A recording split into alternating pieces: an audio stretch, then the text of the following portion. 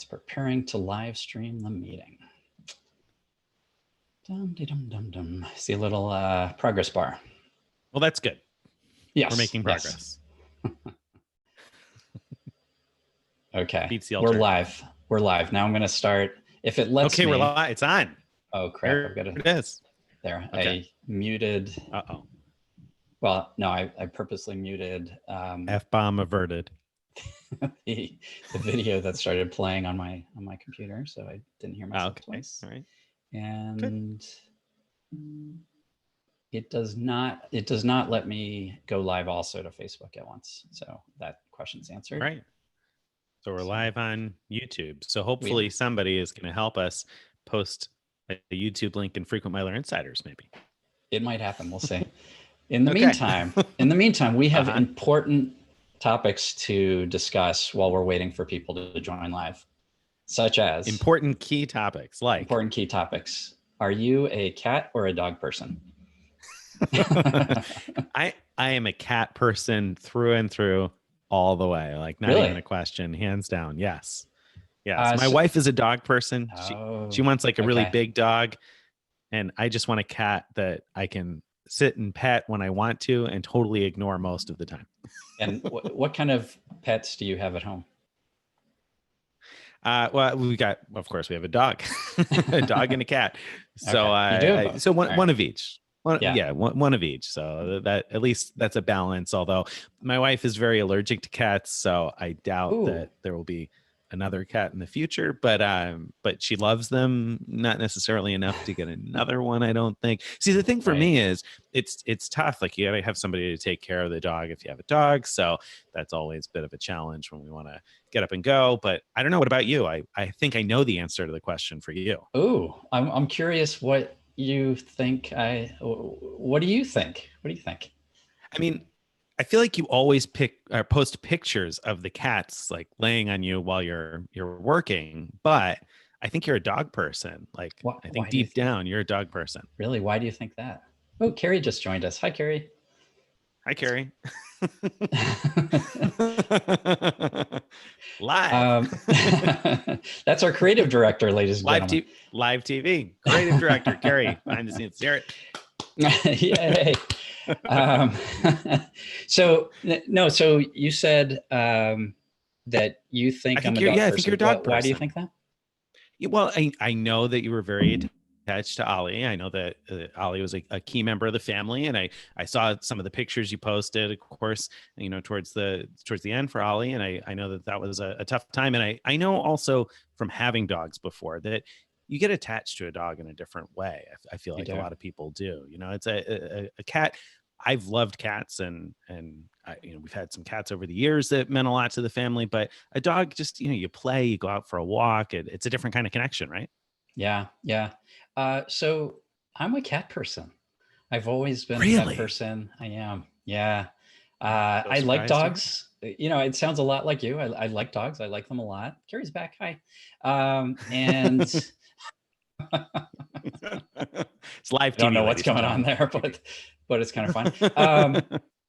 And we got a dog only because our son, he was about 10 or so at the time, and we thought it would be great for him to have a companion, and we got Ollie, and Ollie pretended when we were picking out the dog. There was a rescue event, like rescue dog event, where we went to check out dogs, and Ollie pretended to love Tyler. He was just all over my son, just love you, love you, love you. And then we get him home, and he's like, forget you, I love Greg. And he was my shadow from then on. And yes, of course I got attached to him, very attached. And it was heartbreaking when he died, but I don't know, something about cats. I just really love their independence. They're not so, maybe having to work for their love is something that's more endearing. I don't know. Well, they're more my speed. They like to sit and relax and just, be pet and chill out without requiring too much of the walks at 4:00 in the morning when it's 30 degrees outside. Maybe it's something to do with growing up in upstate New York. I don't really want to go out for a walk when it's, 5 below zero. So maybe that's part of my preference for cats too. Yeah. I hate to say this about departed dog, but it's certainly a lot easier not having a dog, so there's that too, for sure. Anyway, we should probably start answering some of these questions. We called this Ask Us Anything, and so far all we've done is ask each other an admittedly very important question, but not anything anyone's asked us. And we determined that one of the many things that Greg and I have in common is we are both cat people. Who would have known? Who knew? All right, why don't you start? Pick out one of the questions that Carrie has fed to us so carefully. Okay, so Paul asks us a question. He says he's been using Kiva for about a year now with minimal loss, mostly in South America, but really I don't think the location matters so much. He asks, what's your thought about Kiva loans given the current economic situation? Now, for anybody who's not familiar with Kiva, I'm sure Greg can tell you a little bit about what Kiva is. But I thought this is a great question for you, Greg, because I know that you've done a lot through Kiva over the years. And I know you discovered some things in the last few months that were different than what you expected with Kiva. And how does the current economic environment in the world play into your feelings about Kiva moving forward? Yeah, so a little background. So Kiva is a micro lending platform where you can pick out loans that you'd like to fund, and it's intended to be an altruistic thing to fund loans, in that at best you get your money back. You don't get interest from the borrower.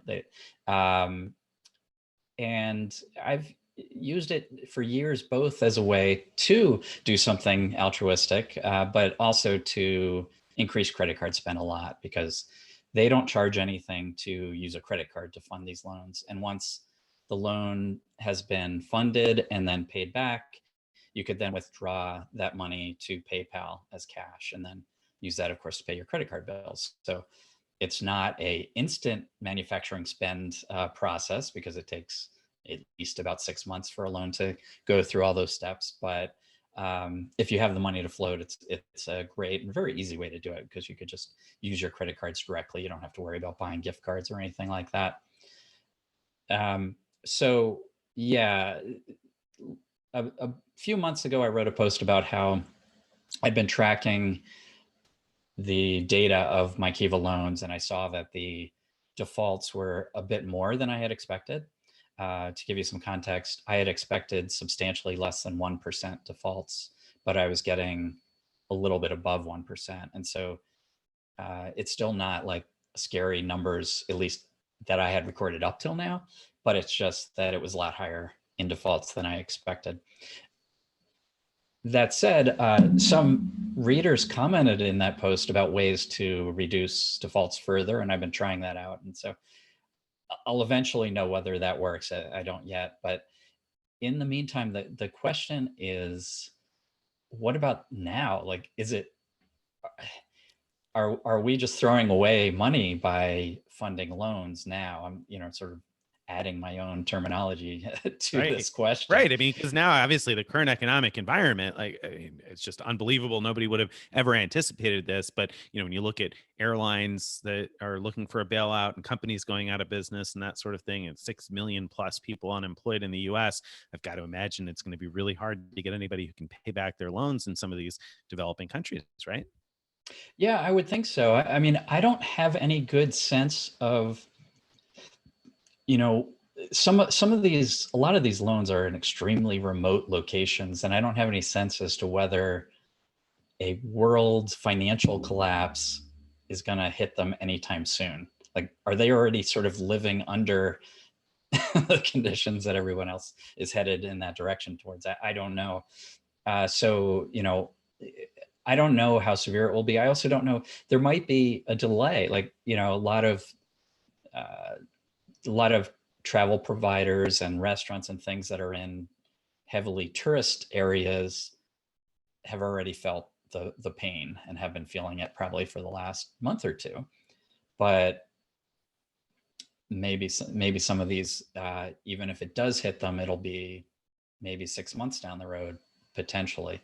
But so anyway, that was a long way of saying I really have no idea. That there's no doubt that it's more dangerous now to loan on Kiva than it was before, because I mean, chances are good that at least some of your loans are going to hit areas where the economy has been ruined, and whatever business the person is who was requesting the loan might not be able to pay back. And most of these loans are not in first world countries where they have giant stimulus packages that are going to keep these small business owners functioning.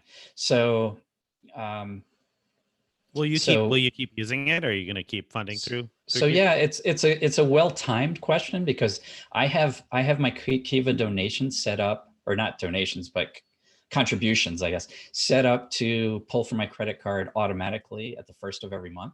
So I had that happen yesterday, and then I go in and decide where to allocate the loans to. And so when I got the email saying the money had been added to my Kiva account, I then had to, well, it's too late to change it, but that's when I was thinking about, ooh, is this really something I want to keep doing? And ultimately, what I decided is I can afford it.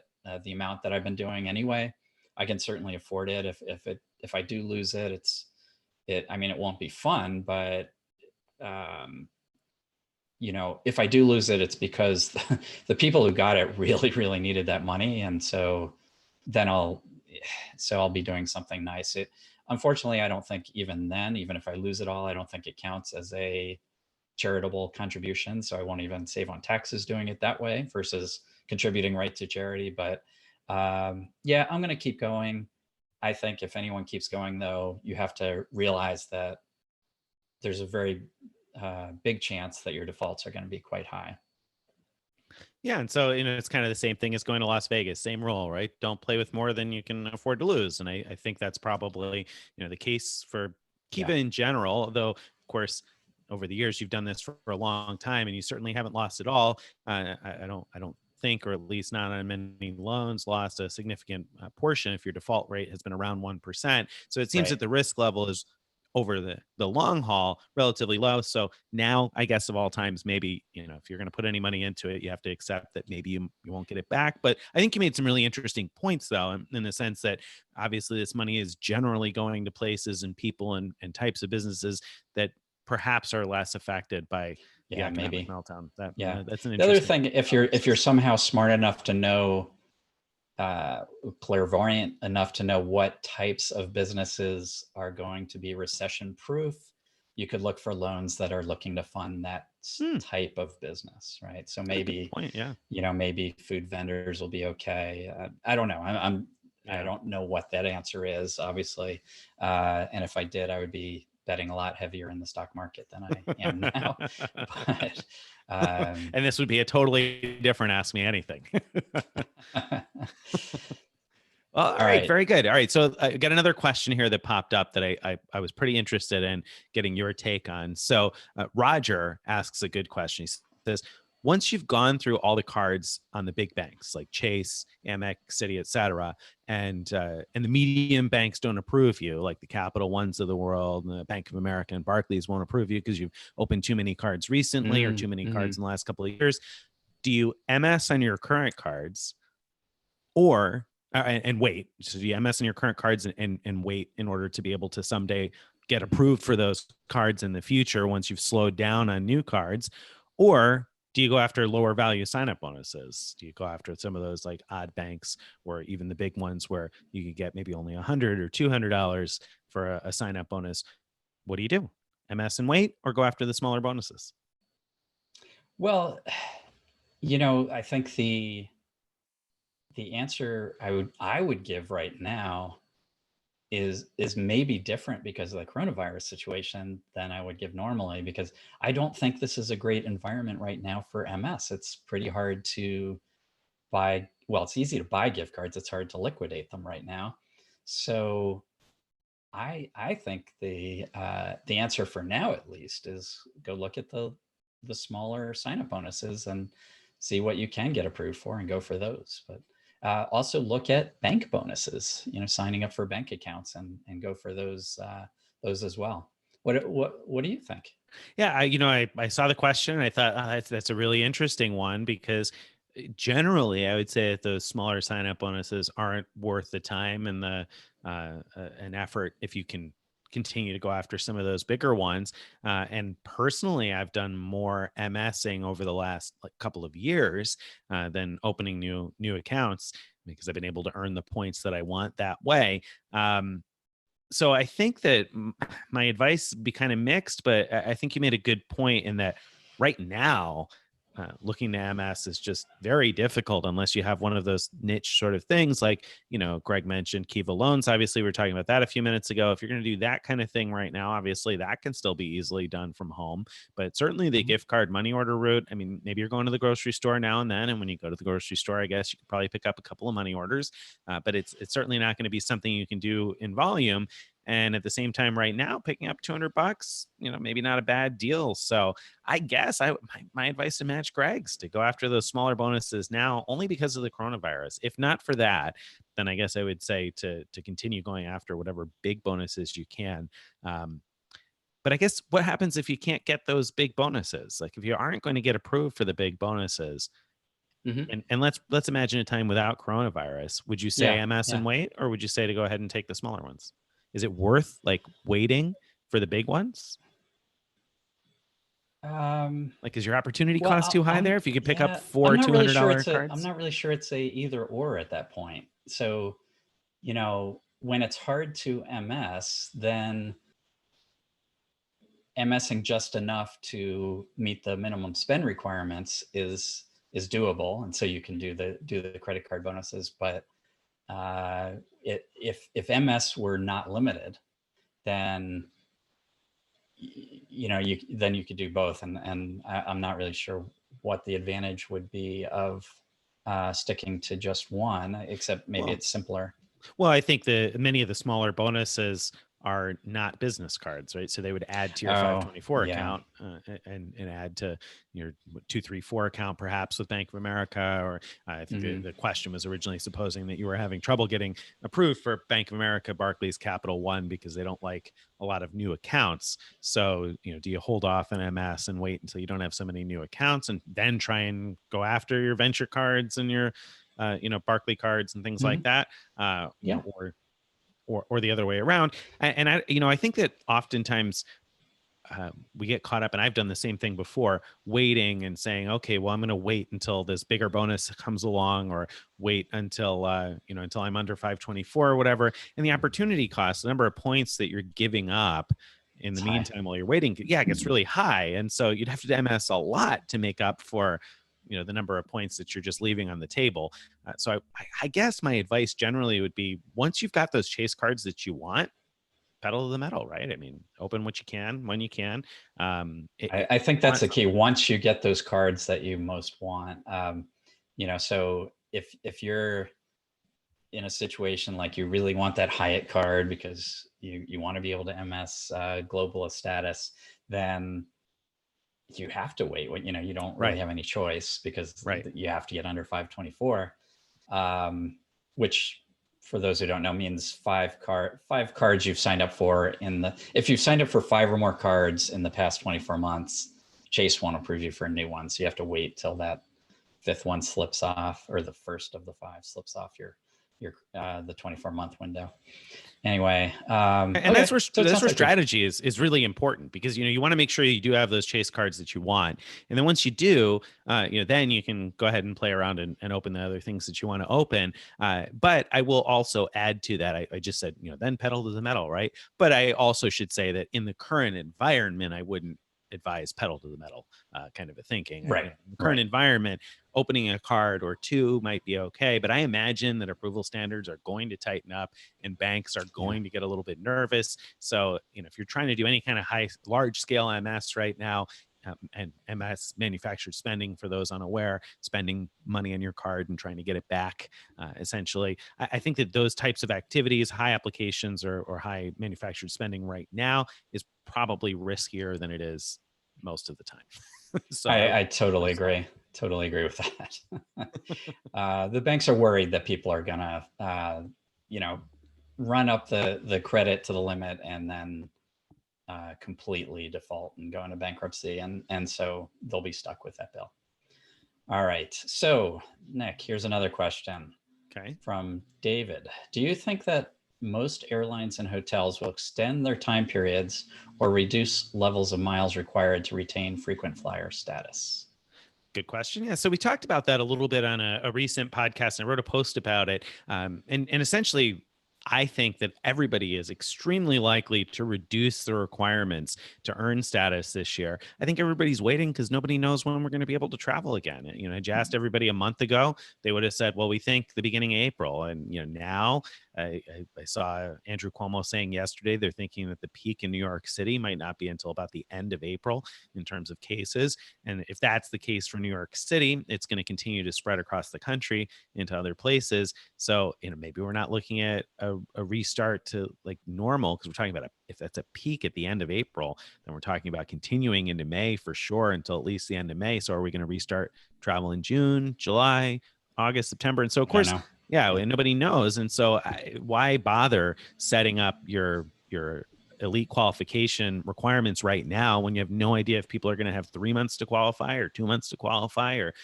5 months to qualify. So I think that they'll announce those, but there's just no sense in announcing them now and then just having to revise them again later on if this lasts longer, or aiming really low and then Right. But from a high level point of view, I could actually read this question two different ways. But do you think that most airlines and hotels are going to do something to make it easier to get status? Easier because we've had less time to travel? Definitely. Yeah. Okay. Of course. The other way that I could read the same question is, how are they going to do it? And how are most of them going to do it? Are they going to do it by extending or reducing? By extending the time period we have to reach the level, like I think it was Virgin Atlantic did that. They shifted it by 6 months or something, or by reducing how many miles we need to fly, or with hotels, how many nights we have to stay. I mean, I think it's more likely that they'll reduce the number of miles and nights. I think that by extending the time period, they more or less give people a pass to not travel right away. And don't get me wrong, of course, I don't think people should be hopping up to travel right away. And when I say travel right away, I mean once things normalize. I think that many people are going to be hesitant, right? I mean, let's say that June we get the all clear, so to speak, to start traveling again. I mean, is everybody going to jump up and hop on a plane and get in a hotel in June? Probably not. And so if they extend the time period until, let's say, next June, then I think that you're almost guaranteeing that people aren't going to travel June, July, August, September because they don't have to yet. And I think that the goal of these loyalty programs, of course, is to get business, is to get a butt in the seat on the airplane or a head in the bed. So they want to encourage you to come and stay. So when it becomes safe to travel again, I think they're likely to highly incentivize you to get there now. So what I think they're going to do rather than reduce requirements is amplify how much credit you get for whatever you do. So they'll give you, 2 or 3x elite nights or more miles for your airplane tickets to incentivize you to travel in 2020 whenever that safe time becomes, rather than encouraging you to hold off and wait until 2021 because they're going to need whatever business they can get, when things open back up. I mean, they're all obviously struggling. We hear hotels closing all the time. Airlines are obviously struggling. There's nobody flying, nobody paying for it. I think that that's what's likely to happen. I don't know. Do you agree? Disagree? What do you think? Well, I agree, but for a different reason. So I don't disagree with your analysis, but I think that most of the travel providers are going to end up almost by necessity doing whatever is technically easiest. That they're going to have enough problems to deal with that trying to figure out how to take a calendar year elite program and say you have until June to complete the requirements, I just don't think technically any of them could actually make that happen. So Virgin Atlantic's different because they've always gone by a rolling 12-month period. And so for them, I think it's probably pretty easy to extend it as opposed to change what the requirements are. So so I think they'll do what's technically easiest. I do think the technically easiest thing to do is also potentially the most incentivizing, which is what Nick said, which is to say, when you stay at this hotel, we're going to give you 2 elite nights per night or 3 per night. Or if you fly, we're going to give you double elite qualifying miles. miles or triple or whatever. And Mm-hmm. and I think what that multiplier is going to depend heavily on when we come out Yep. of this. Right. Yeah.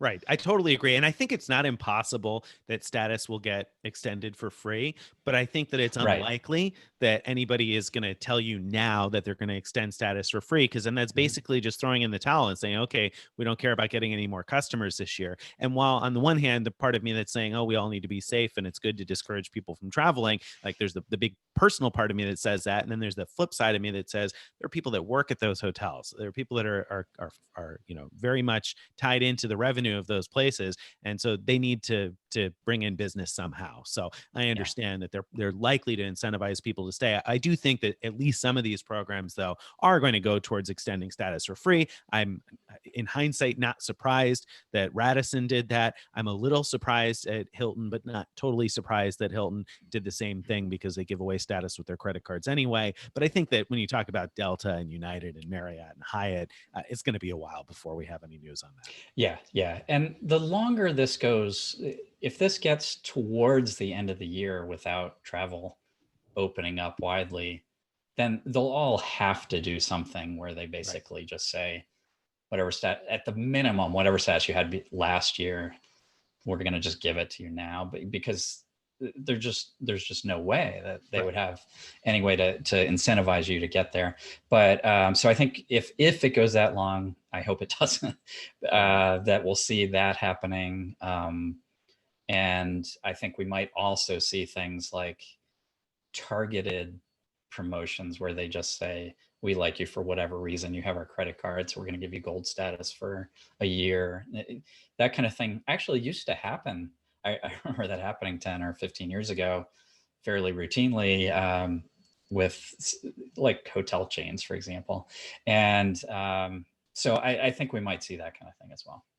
Yeah, I would be surprised to see it. And I also wouldn't be surprised to see, I mean, we talked about double or elite qualifying nights. I also wouldn't be surprised to see some of those offers where you can earn a ton of points. I mean, I remember Hyatt used to have those Yeah. offers where you could just earn a ton of points for your stays. And of course, obviously IHG has long had the Accelerate promotions. And I think those are going to be pretty generous the latter half of this year if we do come out of this and we're able to travel again. So there might be some good opportunities for the people who can and want to travel this year.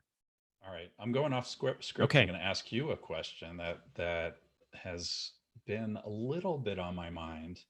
So, chances are that right now we can book, for example, hotels and flights for the future, but not too distant future, but at incredibly low rates. I haven't looked a lot, but I've seen some headlines about $29 flights, and I have to imagine there are similar deals on the hotel side.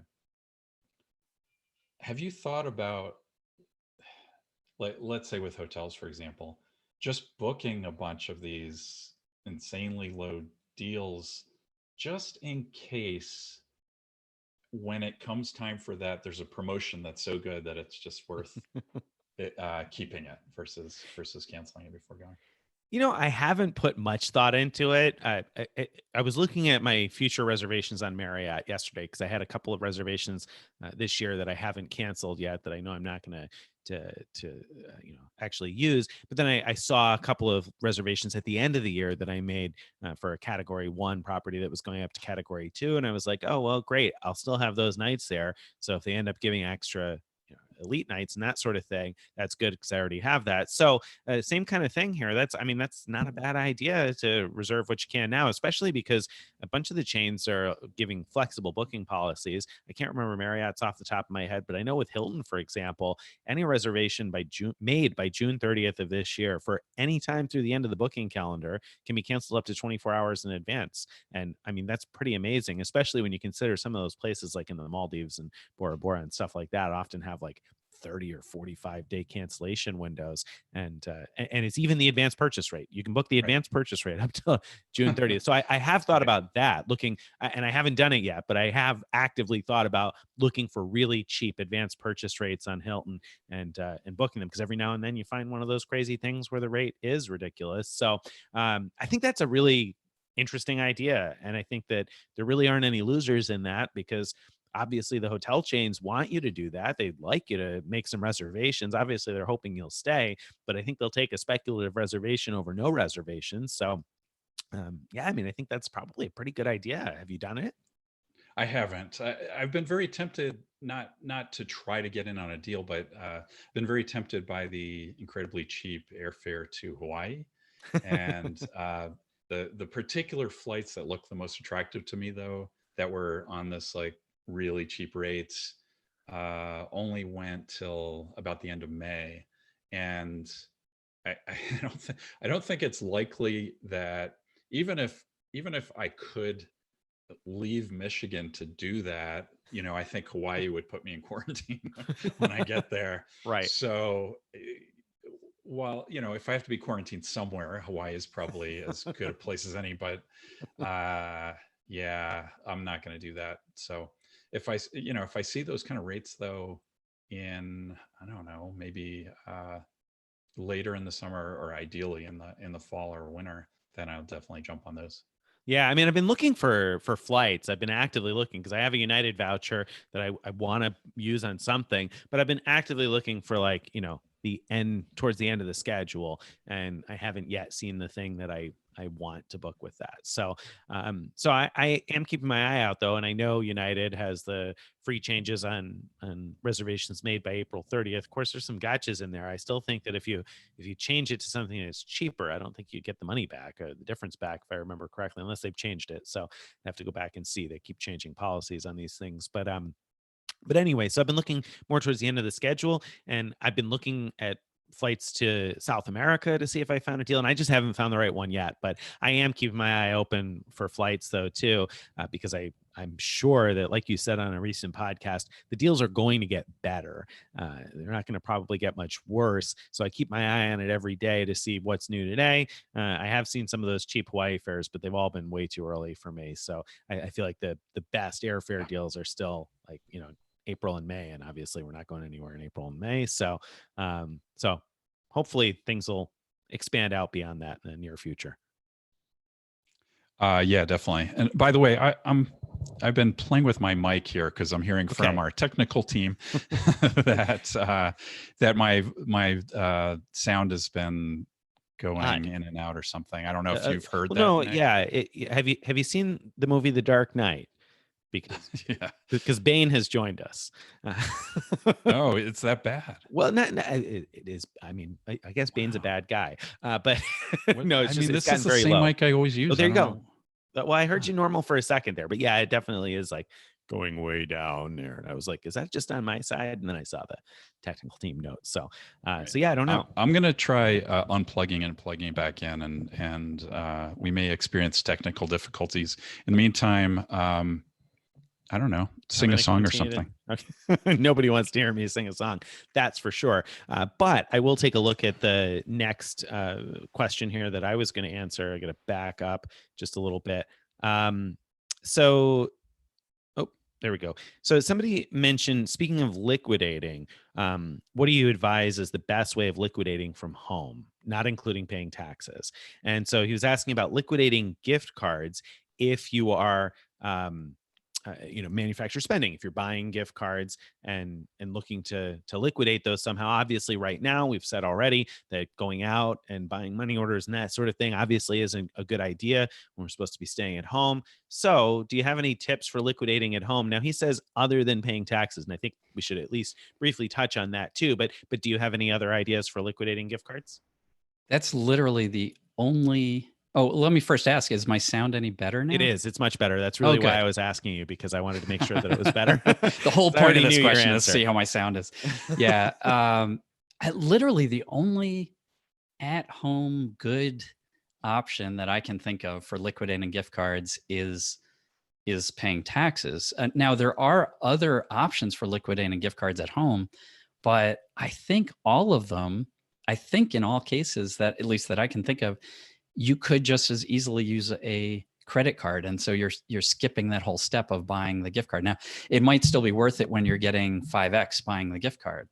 So, with freedom at 5X at grocery stores this quarter, go to the grocery store, pay 1%, get 5X, and then use that to, for example, fund Kiva loans, or to, well, you can't pay plastic anymore, play bills through plastic anymore, I don't think, but if you're, yeah, I don't know what else, but you could use that Visa gift card to do online shopping and that sort of thing. Sure. And that was, that's what came to my mind, that if you're stuck with a bunch of gift cards because you bought a bunch of fee-free Visa gift cards or something right before everything started to get crazy, and you've got a pile of them now that you need to liquidate, and you don't want to use them to pay taxes for one reason or another, then I think your next best option is using them to pay for normal stuff. Now, I think the same person might have said also, apart from groceries, I mean, so buy things on Amazon, buy gift cards online for places that you're going to frequent. I would just stick with those gift cards probably and hang on to them. Now, you could use them to send money through like PayPal or Venmo, but if you use a whole lot of them through PayPal, I think you're likely to get your PayPal account shut down. And Probably. the same thing is probably going to happen with Venmo. And I think Venmo has a limit of like 6 credit card numbers or something. And the fees are pretty high on those. But I mean, could you liquidate a few through PayPal or Square? I've done it before, and it can be done. The fee is high. You're going to pay like almost 3% on those. So they're not a good way to liquidate from home. There's no like magical solution way to liquidate from home, probably. So you're not going to get like that thing where you just click and all of a sudden you've got the cash in your account. But those are at least a couple of ideas. Yeah, I think that's about as good as we're going to get. Yeah. So unfortunately, yeah.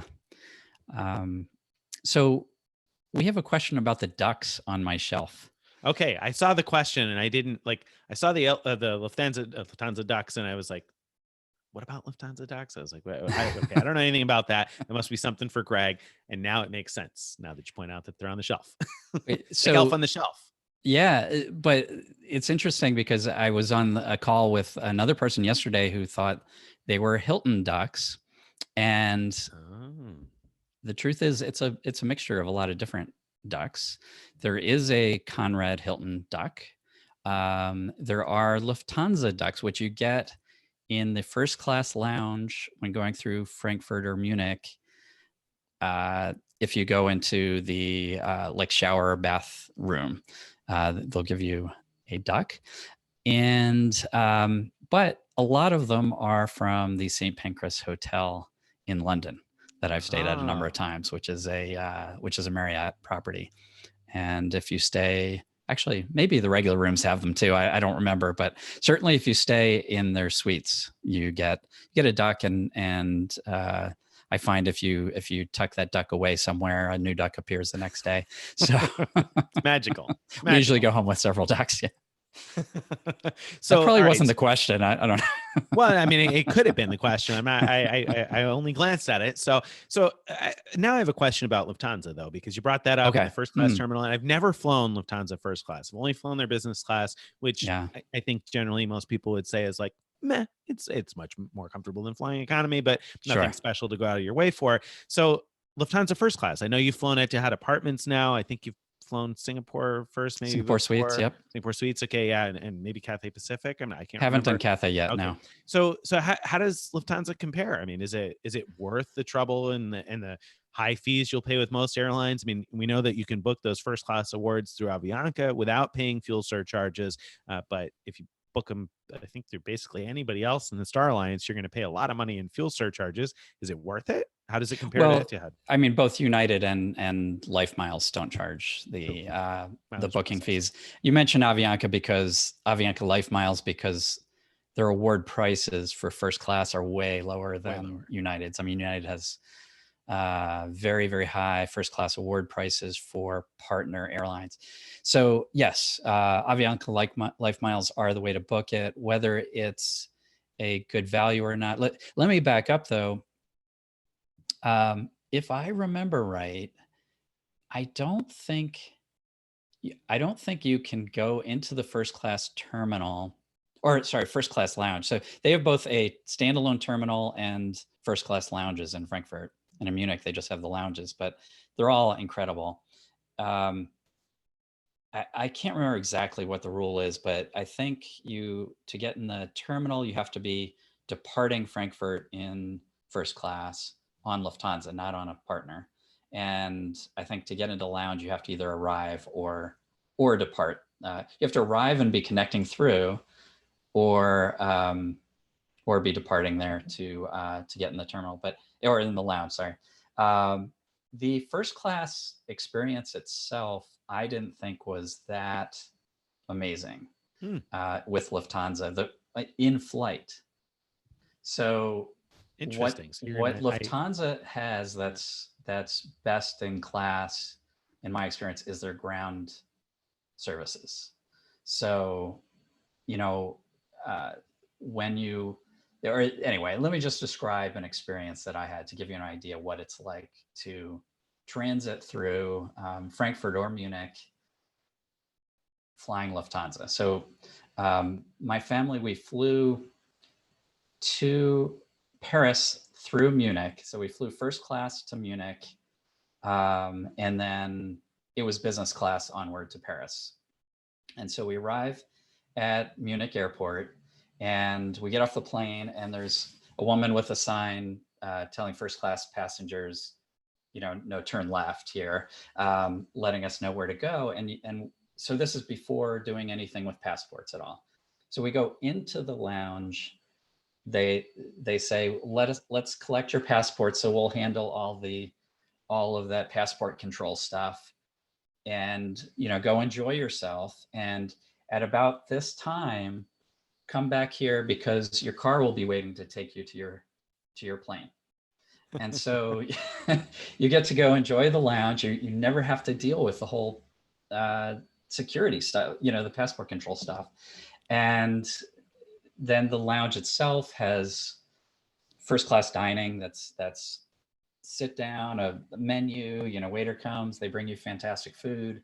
They have, shower and bath services, pretty much anything you'd want in a lounge. And I don't know, it's very, very comfortable, very great food and everything. And then you go back to that counter, and they give you your passports that are all set, and you go out to the car where the driver's waiting just for you, just for your family, drive you right up to the plane. Everybody's already on the plane, so they're looking out the window wondering, who are these fancy pants that got driven up to the plane? And the whole experience happened in reverse when we went home. Yeah, I mean that does sound pretty nice. So Lufthansa's ground game is on point, is what you're telling me. The in-air experience wasn't at you had apartments, but it certainly wasn't bad. It's just their cabin. I mean, it was comfortable. It's very wide open, so there's very little privacy, but there's also hardly ever anyone else in the cabin. I mean, it depends what you're flying and when, but so that's not really a problem. But I just didn't feel like they were ever all that great with service as you would expect them to be. The one time that kind of changed was when we put on my wife's reservation that she was professor, which she is, and they were all over that. I mean, they just loved her. Professor Davis Keene, what else can we get you, Professor Davis Keene? And I was just her bag man. I mean, I was completely ignored, but at least she had a great experience. That's hilarious. That's great. That's great. That is good. Happy wife, happy life. That's what they say, right? Yeah. It worked out great. Very good. All right. So pivoting from there, we got a different question. And, I just looked away at who it was that asked this question. So I think maybe it was Marie. So the question was, it was on the document. I just moved to a different view. So that's okay. I think you're going off script from what Carrie's feeding us. A little off script of our creative director, Carrie, but it's to go back to questions that we were thinking about beforehand anyway. So one of the questions from a reader was basically, if I can paraphrase here, that the annual fee on their Sapphire Reserve is going to be due in October. And if travel options aren't plentiful by then, it seems like it would probably not be worth keeping that card. Do you agree or disagree with that statement? So that's going to be the first part of the question. So come October, if travel is only just beginning again or hasn't yet begun, is it time to get rid of that? Or for people that are renewing between now and then, should they be getting rid of the Sapphire Reserve? And then the second piece is that we've talked a bit about retention offers, and I'm sure that's going to be part of your answer. What does a good retention offer look like? How do you know you've gotten a good retention offer? So two-part question. Go. Yeah, I really like that question. It's not something that we've talked about before, written about before, especially that second part Right. I about thought that was a great question. how do you know if an offer is good enough that you should keep it? So, but let me first address the first part is should she cancel it, given that the benefits it has are mostly about travel. And, you know, if she's still spending a lot on dining, which is certainly possible, then it might be worth keeping if she doesn't have another card that offers 3x or better for dining. So that's something to consider just off the bat. But it's absolutely true that most of the value of the card isn't worth anything right now. So if it wasn't for the desire to seek a retention offer, I would say just call and downgrade to a no fee Chase Freedom card. And even if you already have a Freedom card, you could get another one. If you don't already have a Freedom Unlimited card, go to that. But it's no fee, and that'll be sort of like a parking lot. So they'll I think they would prorate your annual fee down so that you would not have paid, like if you'd already paid 450 or the 550 or whatever. I think they'll give you a prorated rebate, refund. Not 100% sure of that, but I think so. And then, 3 months, 6 months, however long later, you could always call and put it back. So that's if it wasn't for seeking a retention offer, that's what I'd be looking at. But now I'm gonna pop in before Greg answers that, because that's the part that I'm really curious about. But I'm gonna add a little bit of agreement and a little bit of soft disagreement, in the sense that another thing to consider, though, I would say, when you're thinking about whether or not you should downgrade this, first of all, how easily you get use of the $300 in travel credit, because there are other things you can be paying for, like, for example, Easy Pass tolls that do trigger the $300 credit. So there might be some things like that, or prepaying travel next year, or certainly booking one of those uh, uh, Hilton reservations at an advanced purchase rate that's going to post right now. But then, of course, it's cancelable up to 24 hours in advance. So if plans change between now and then, you could cancel it. So I think it's relatively easy to get that $300 in value if you agree with that statement. If that's you, if that answers, if that fits your situation where you think you're going to get close to $300, then you also have to consider that there's the $60 DoorDash benefit this year, and you're going to get $60 towards that next year. So now we're talking about somewhere in the realm of $360. Okay, value it at 350, 325, whatever it is you want to value that money at. That's not bad. And we've already seen this week that Chase has started offering a $100 statement credit for people whose annual fees have posted between April 1st and July 1st. And if this stretches on beyond that, I'm sure that that will continue. So if that's the case, when we get to October, if they're offering $100 right off the bat off, so you're down to 450, and if you value the DoorDash and the $300 credit anywhere near face value, you're looking at probably a pretty good deal, somewhere around $100 for a card that offers 3x dining. That's still not bad. So I think it might not be worth chopping, but if you decide that it is, how do you know that you've gotten a good right no, and I agree with all of what you said. I am going to mention one thing, though. With DoorDash, even though I did that analysis and showed that it's a good deal, and even though my family were ordering delivery quite a bit lately, I have not used DoorDash at all since I tested it the very first time. And the reason is that, and I mentioned this before, but the restaurants we want to order from are just not on there. And that's just my situation. But every time I pop, every time I pop it open and say, to my family, well, don't you want food from, restaurant XYZ because they're on DoorDash? It's like, I'm in the mood for, whatever. So, it's not been as valuable to me as I thought it would be, because we do order food quite a bit. Anyway, so back to the retention offer question, though. So you call up and you say to them, well, I want to cancel the card. This is to try to get so that you're talking to someone to get those retention offers. Now, you have to say that to a person, not to a computer. I don't know if Chase ever does this, but a lot of banks if you tell the computer you want to cancel, some banks have been known, the computer just says, okay, it's done. Your card is canceled. So we don't want that to happen. So just make sure you're talking to a person before you say you want to cancel. And then they should either transfer you to someone who's a retention specialist, or they'll have the power themselves to tell you if there's any offers that they can give you. Now, and the question was, what kind of offer is good enough? And unfortunately, I don't think we could give you a hard and fast rule there, because it depends in your situation. So Nick was talking about the $300 travel credit. What is that worth to you? Let's say you paid $550 for the annual fee, and there's the $300 travel credit.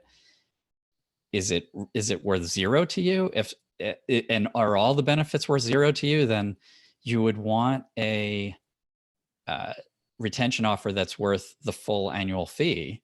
And that could be either, that could be that, oh, we'll waive the annual fee entirely, or more likely you see things like spend this much and we'll give you this much statement credit.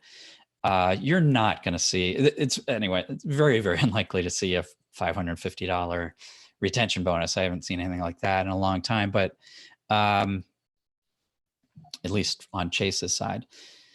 But if you value that other stuff, so let's say you do value the perks at around 300, and so you're out about 250, then you need to be looking at about 250 in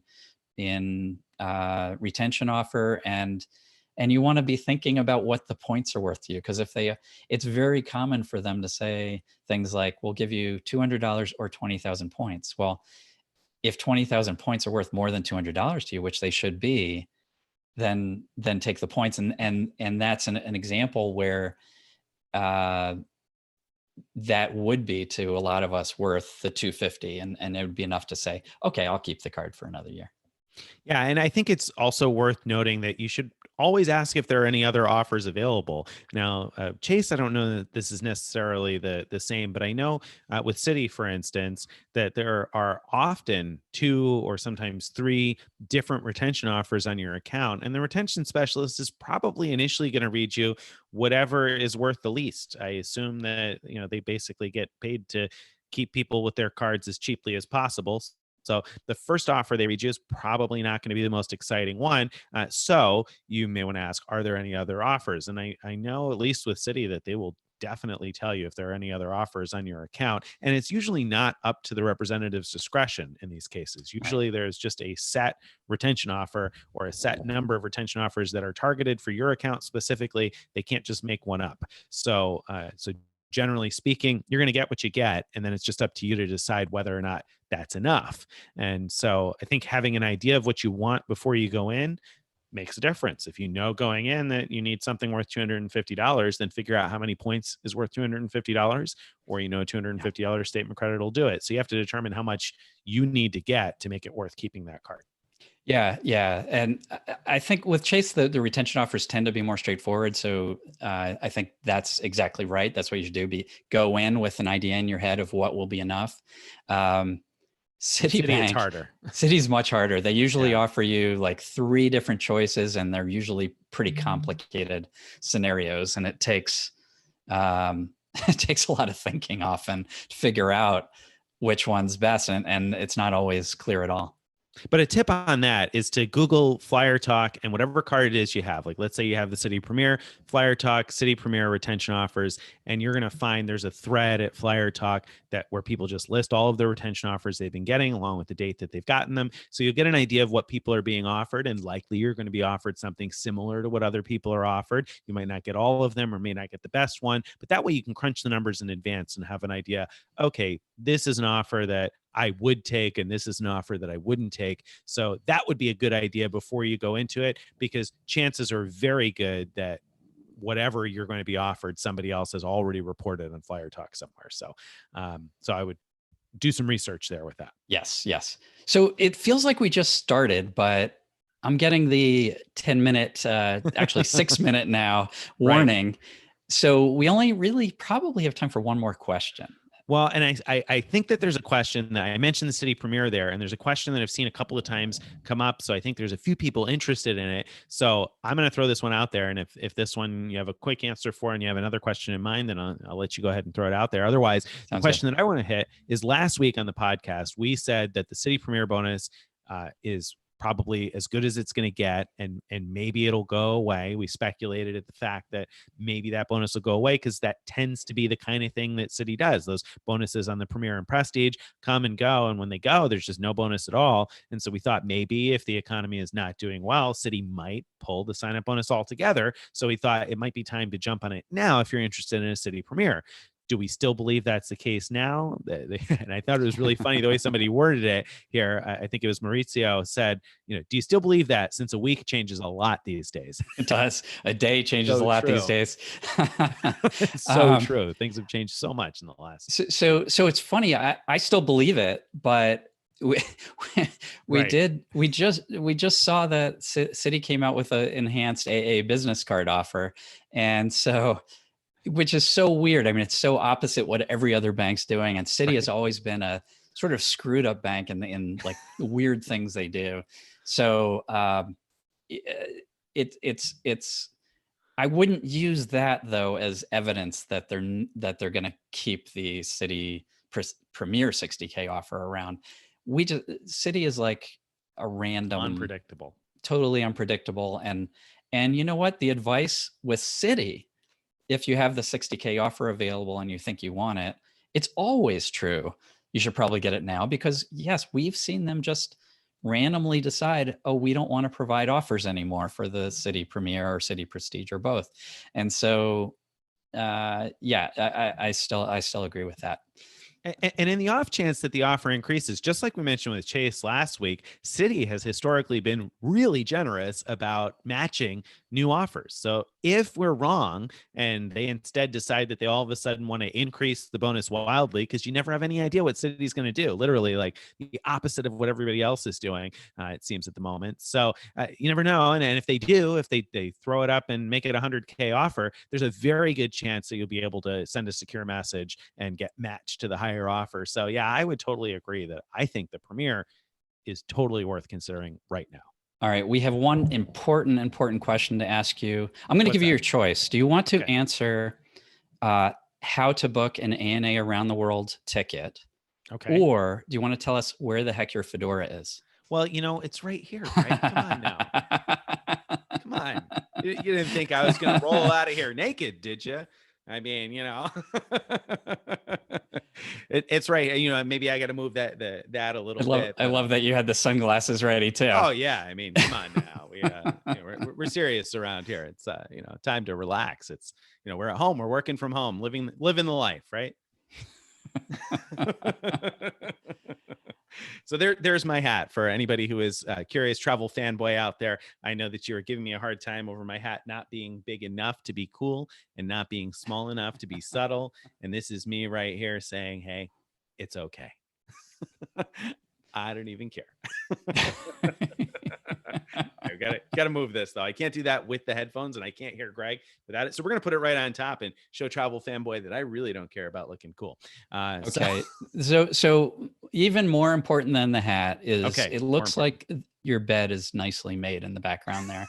Was that made up for going live today, or do you do that every day? No, this bed is made every day. That's the key rules. They live under some rules. There's a lot of rules. A lot of rules at home. Would it be made if I lived all by myself? No. Okay. Absolutely not. So it's the dog person I'm gonna get back in it later sets on. that rule. Right. I mean, I'm gonna get back in it later on. Why would I spend the time making it in the morning? But hey, who am I? What do I know? All right. So does that bring us to the end, or was there another one you wanted to hit? No, you know what? I think we're at the end. Let's stop it clean. So we'll let people get back to work so that they can, people who aren't on the East Coast, this is the middle of the afternoon. They still have to do a full afternoon's work. So Sorry, everybody out there. We're not going to be able to get you out of it for the rest of the afternoon. You're going to have to find another excuse other than frequent miler. We were happy, though, to give you that excuse for at least a little hour here. Yeah. And we're glad. We have no idea. We're not actually looking at YouTube Live right now. So Nick and I have no idea how many people joined. Hopefully it was a lot, but thank you to both of you. Thank you. That's right. Both of you. We really appreciate it. We love seeing you today. And I think we'll do this every week. Yeah, I mean, I think we should. I think we should do it every week, right? There's lots of questions out there. We got more to talk about. We now know that we're both cat people, but who knows what else we have in common that we don't even know we have in common. Let us know, what we could do differently next time. So we'll be looking not just for questions to seed the next one, but is there anything we should be doing differently about how we run this? And should Nick have his hat on the entire time? I mean, we can make that happen. I can definitely go with earbuds, guys, and we can make that happen. If that's what you want to see, I'm here for you. All right. Right. Should we bring our cats to the live video? Whatever it is, let us know. Whatever it is. We'll do what we can for you.